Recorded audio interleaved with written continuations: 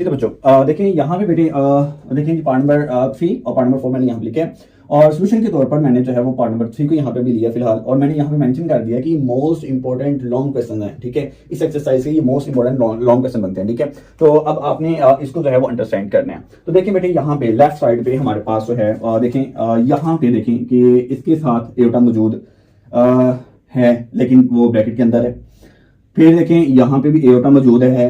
ठीक है, यानी कि आप ये कह दें कि ये हमारे पास एक कम्प्लेक्स नंबर नहीं है अभी। ठीक है, तो अभी हमने क्या करना है, इसको एक्सपेंड करना है और बाद में इसको जो है वो हमने तरतीब देके सबसे पहले तो एक कम्प्लेक्स नंबर में जो है वो तब्दील करना है, क्योंकि इक्वल कम्प्लेक्स नंबर की डेफिनेशन के अकॉर्डिंग लेफ्ट साइड पे भी हमारे पास एक कम्प्लेक्स नंबर होना चाहिए और एक राइट साइड पे भी जो है वो कम्प्लेक्स नंबर होना चाहिए। तो देखिए यहाँ पे ये रियल पार्ट उसका कम्प्लेक्स नंबर का और ये उसका इमेजिनरी पार्ट तो यहाँ पे है बट यहाँ पे नहीं है। तो हम क्या करते हैं, सबसे पहले इसको जो है वो क्या करते हैं जी, एक्सपेंड करते हैं। ठीक है, और ये वाला जो फैक्टर है इस वक्त और इस वाले फैक्टर को जो है एक्सपेंड करते हैं, फिर तरतीब देते हैं और बाद में इसको तरतीब देने के बाद कम्प्लेक्स नंबर में फिर हम कंपैरिजन करवाएंगे। ठीक है, तो बेटे ये क्वेश्चन बिल्कुल दूसरों के साथ समझने हैं। ठीक है, तो अब देखिए जी यहाँ पे ये जो एक्स है बेटे ये हमारे पास जो है वो 2 के साथ ज़रब होगा और यहाँ से ये जो एक्स है बेटे वो इस एयोटा के साथ जो है वो ज़रब होगा। ठीक है, एक्स को बेटे जब हम 2 से ज़रब देंगे तो हमारे पास यहाँ पे 2x आ जाएगा। ये एक्स जब हमारे पास एयोटा के साथ ज़रब होगा तो हमारे पास यहाँ पे जो है वो क्या आ जाएगा, एयोटा एक्स आप कह लें या एक्स एयोटा कह लें। ठीक है, तो ये दोनों तरह से आप लिख सकते हैं, वो आप पे डिपेंड करता है। उसके बाद बेटे ये प्लस का साइन है तो यहाँ पे उतारें। ठीक है,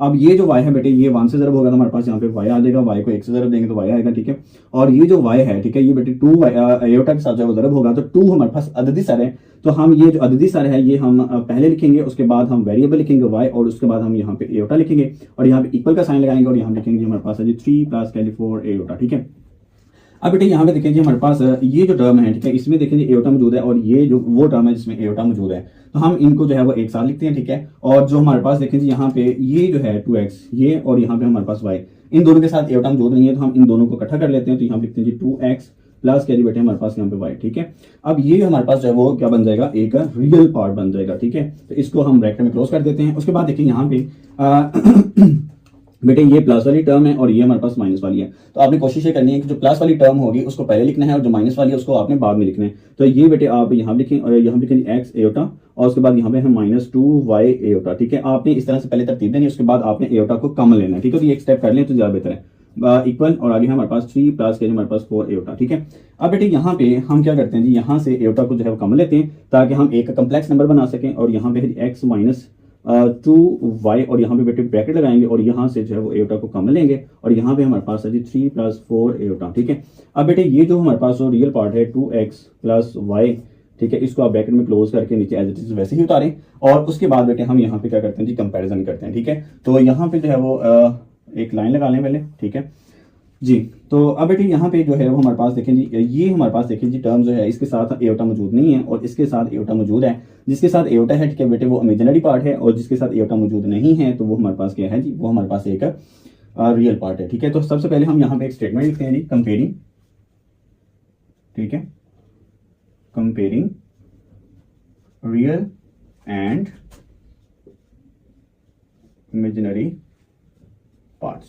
ठीक है, तो बेटे ये हमने यहाँ पे सबसे पहले तो स्टेटमेंट लिखनी है, उसके बाद बेटे हम यहाँ पे मुआवजा करवाते हैं। ठीक है, तो बेटे ये जो 2x + y है ठीक है ये बराबर है बेटे किसके, 3 के और ये जो है बेटे ये इक्वल है किसके, 4 एयोटा के। तो आप यहाँ पे लिखें 2x + y और ये बराबर है बेटे 3 के। इसको बेटे आप इक्वेशन नंबर जो है वो 1 का नाम दे दें। ठीक है, और यहाँ पे बेटे हमारे पास ये जो है इसका जब हम मुआवजा करवाएंगे तो बेटे यहाँ पे यहीं पे जो है एक छोटा सा स्टेप करता हूँ ताकि आपको मैं प्रॉपर्ली जो है समझा सकूँ और आप ये डायरेक्ट करेंगे यहाँ से ये वाला स्टेप। ठीक है, तो यहाँ पे मैं लिखता हूँ बेटे वो है जो हमारे पास x माइनस क्या है हमारे पास 2y और यहाँ पे है बेटे हमारे पास यहाँ पे एयोटा और उसके बाद ये इक्वल होगा जी 4 एयोटा के।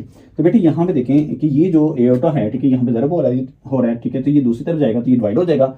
ये एयोटा जो है बेटे वो इस तरफ आके डिवाइड जब होगा तो ये कैंसिल कर देगा तो इस तरह से हमारे पास यहाँ पे 4 बचेगा। ठीक है, तो हम यहाँ पे ये जो एयोटा है ठीक है यहाँ से ये जो एयोटा है इसको हम निगलेक्ट कर देते हैं और इन दोनों का आपस में मुआवजा करवा के वो डायरेक्ट यहाँ लिख देते हैं जी वो क्या है हमारे पास x - 2y और ये बराबर है बेटे किसके, 4 के। ठीक है, क्योंकि ये जो एयोटा है बेटे वो इस एयोटा के साथ कैंसिल हो गया था तो ये वाला स्टेप आपने याद रखना होगा। ठीक है, तो मैं इसको यहीं से जो है वो रेज कर रहा हूँ। ठीक है जी, तो बच्चों देखें अब आपने क्या करना है, इसको आपने इक्वेशन नंबर जो है वो 2 का नाम दे देना है, और आपने यहाँ पे देखें जी दो तरह से जो है वो कैसे उसको सॉल्व कर सकते हैं। एक तो ये है कि बेटे ये हमारे पास जो है वो हमजाद मसावाते हैं, ठीक है, तो इनको हल करने के दो तरीकाकार है, या तो इनके जो है वो कोफिशिएंट जो है आपस में जो है वो बराबर कर लें, या फिर आप किसी एक इक्वेशन से किसी एक वेरिएबल की वैल्यू जो है वो आप उस वेरिएबल को सेपरेट कर लें, और सेपरेट करने के बाद आप दूसरी इक्वेशन में देखें जो वो वेरिएबल जहां पे मौजूद है उसकी जगह पे वो वैल्यू प्लेस कर दें। तो मैं यहाँ पे जो है वो इन दोनों इक्वेशंस के जो कोफिशिएंट है वो मुआवजा करवा के जो है वो सॉल्व करना नहीं सिखा रहा, मैं जस्ट इस इक्वेशन से यानी इक्वेशन नंबर जो 2 है यहाँ से हम क्या कर रहे हैं, यहाँ पे हम x की वैल्यू फाइंड आउट कर लेते हैं। ठीक है, देखिए x के साथ यहाँ पे कोई अददी सर नहीं है, तो इस वजह से मैं x की वैल्यू यहाँ से जो है निकालना चाह रहा हूँ। बेटे जब हम यहाँ पे y की वैल्यू निकालना चाहेंगे तो ये जो 2 है ये दूसरी तरफ जाके फिर डिवाइड होगा, तो वो बट्टे में हमारे पास जो है वैल्यू निकलेगी y की। तो इस वजह से हमने कोशिश ये करनी है कि जो x के साथ जो अददी सारा है वो 1 हो, तो उस वेरिएबल की आपने वैल्यू जो है वो निकालनी है यहाँ पे, ठीक है, उसको सेपरेट कर लेना। तो अब हम लिखेंगे फ्रॉम इक्वेशन नंबर 2, ठीक है, यानी कि हम इक्वेशन नंबर 2 से एक रिजल्ट निकाल रहे हैं कि x यहीं पे रहेगा और ये जो 2y है ये दूसरी तरफ जाएगा, तो बेटे ये हो जाएगा हमारे पास प्लस 2y। अब बेटे ये जो वैल्यू है जो इसको देखें ना, इस वेरिएबल को हमने सेपरेट कर लिया कि x जो है वो बराबर है किसके 4 + 2y के, तो हम इस वैल्यू को यानी कि x की जगह पे रिप्लेस करेंगे 4 + 2y को, और ये हम वैल्यू पुट करेंगे इक्वेशन नंबर 1 में, ठीक है। तो अब आप यहाँ पे लिख दें put x = 4 + 2y in equation number 1, ठीक है। तो बेटे आप वहां पे पुट कर दें जी। तो बेटे यहाँ पे देखें ये 2 कोफिशिएंट है, इसको आप वैसे रहने दें और इस x की जगह पर जो है वो वैल्यू पुट कर दें, ठीक है। तो आप यहाँ पे दर्ज करें 4 + 2y, ठीक है, और ये जो y है बेटे ये वैसे का वैसे आ जाएगा, और ये बराबर है किसके बेटे यहाँ पे 3 के। अब बेटे यहाँ पे देखिए इस ब्रैकेट से पहले 2 है तो 2 अंदर जरब होगा, तो इसको जरब दे दें, तो 2 को 4 से जरब देंगे हमारे पास 8 आ जाएगा, 2 दूनी बेटे 4 और यहाँ पे y और यहाँ पे बेटे प्लस y आ जाएगा, और ये बराबर है किसके 3 के।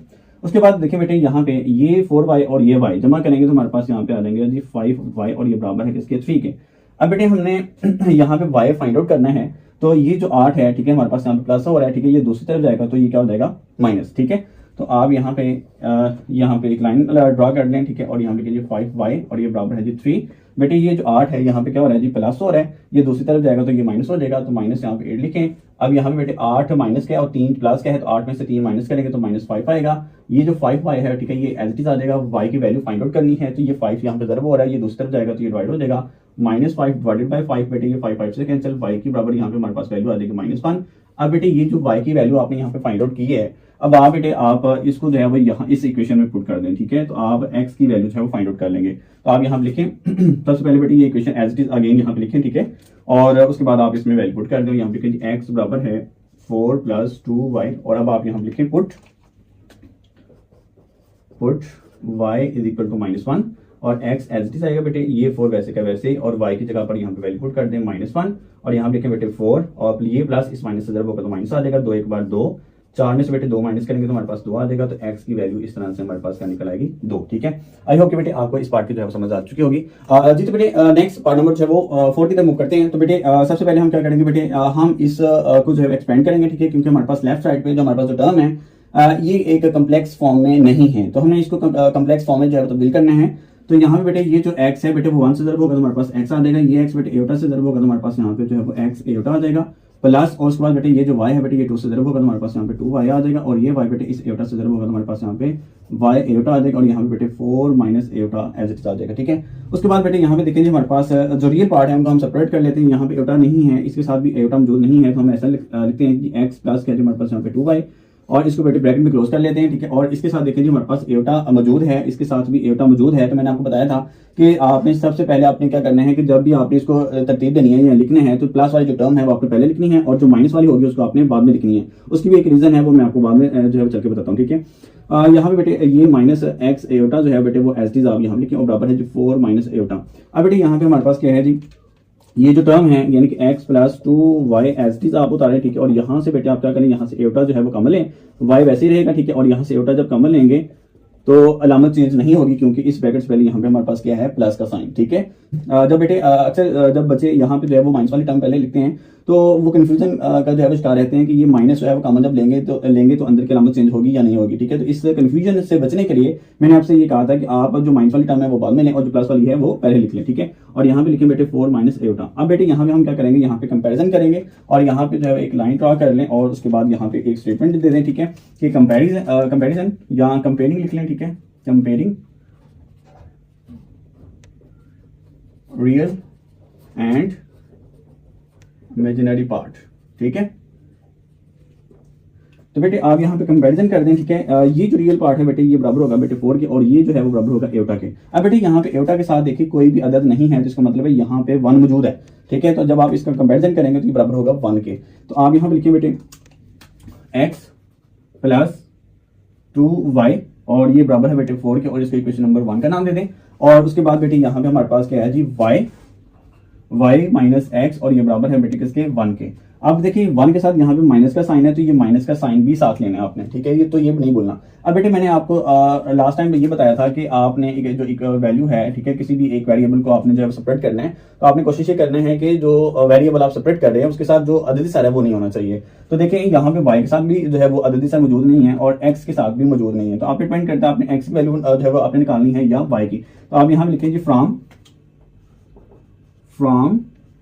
इक्वेशन नंबर 2 कि हम इक्वेशन नंबर 2 से जो है वो वेरिएबल को सेपरेट कर रहे हैं। अब आप डिपेंड करता है बेटे आपने किसको करना है, ठीक है। तो आप यहाँ पे जो है वो y को ही कर लें तो y यहीं पे रहेगा बेटे। तो ये x दूसरी तरफ जाएगा तो हमारे पास आ जाएगा -1 और ये माइनस का बेटे ये इधर आके हमारे पास क्या जाएगा प्लस का। अब बेटे आप ये वाली जो वैल्यू है, ठीक है, आप पुट कर दें इक्वेशन नंबर 1 में, ठीक है। तो आप यहाँ पे स्टेटमेंट दें पुट y बराबर है -1 प्लस x, ठीक है। तो ये साथ हवाला दे दें कौन सी इक्वेशन में पुट करना है। तो अब हम लिखें इन इक्वेशन नंबर 1, ठीक है। तो अब आप देखिए बेटे यहाँ पे ये x एज इट इज वैसे का वैसे रहेगा। आगे है बेटे हमारे पास +2 और ये y की जगह पे बेटे हम पुट कर देंगे यहाँ पे -1 और उसके बाद प्लस x और ये बराबर है किसके बेटे 4 के।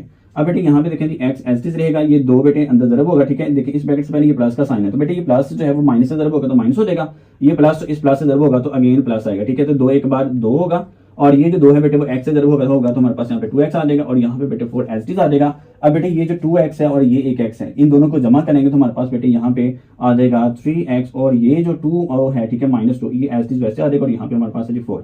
उसके बाद है जी बेटे नेक्स्ट देखिए जी ये जो -2 है बेटे ये दूसरी तरफ जाएगा तो ये हमारे पास हो जाएगा जी प्लस का, ठीक है। ये 4 बेटे एज इट इज आ जाएगा और ये -2 है तो बेटे ये राइट साइड पे लेके आएंगे तो ये प्लस हो जाएगा, +2 लिख दें और इन दोनों को जमा करें तो हमारे पास 6 आएगा और यहाँ पे कीजिए 3x, ठीक है। अब बेटे आपने जो है वो x की वैल्यू फाइंड आउट करनी है तो ये 3 यहाँ पे ज़रब है, दूसरी तरफ जाके जो है वो डिवाइड हो जाएगा तो 6 डिवाइडेड बाय यहाँ पे जो है वो क्या आ जाएगा 3 और 3 एक बार 3 3 2 बार 6 तो x की वैल्यू जो है बेटे यहाँ पे 2 निकल आएगी, ठीक है। अब बेटे ये वाली जो वैल्यू है वो आप पुट कर दें इसमें, ठीक है। तो आपने क्योंकि वेरिएबल y को सेपरेट किया हुआ है तो आप इसमें ही वैल्यू पुट करें और y की वैल्यू जो है वो फाइंड आउट कर लें, ठीक है। तो अब आप यहाँ लिखें सबसे पहले तो यही जो इक्वेशन है, ठीक है, आप इसको यहाँ पे लिखें कि y बराबर है -1 प्लस क्या हमारे पास यहाँ पे x, ठीक है। तो अब आप बेटे यहाँ पे स्टेटमेंट दें कि जी put x is equal to 2। तो अब क्योंकि बेटे हम इस इक्वेशन को जो है वो क्योंकि कोई नाम नहीं दिया तो हम यहाँ पे ये इक्वेशन एज इट इज वैसे ही उतार रहे हैं और यहाँ पे मैंने जब वैल्यू कहा है कि मैं पुट करने लगा हूँ तब भी मैंने इक्वेशन का हवाला नहीं दिया, तो इस बात का आपने जरा ख्याल रखना है, ठीक है। अब बेटे ये जो y है ये वैसे का वैसे आएगा, ठीक है, -1 भी वैसे का वैसे x की जगह पर हम पुट कर देंगे ये 2, ठीक है। और ये बेटे देखिए ये माइनस क्या और ये प्लस क्या तो प्लस माइनस माइनस होता है, 2 में से एक माइनस करेंगे तो y की वैल्यू बेटे हमारे पास यहाँ पे 1 निकल आएगी और 1 के साथ बेटे प्लस का जो है वो साइन इस्तेमाल होता है और प्लस का साइन हम जो है वो यहाँ पे इस्तेमाल नहीं करेंगे क्योंकि प्लस माइनस माइनस होता है, बड़ी रकम के साथ जो अलामत होती है वो अलामत हम यहाँ पे इस्तेमाल करते हैं।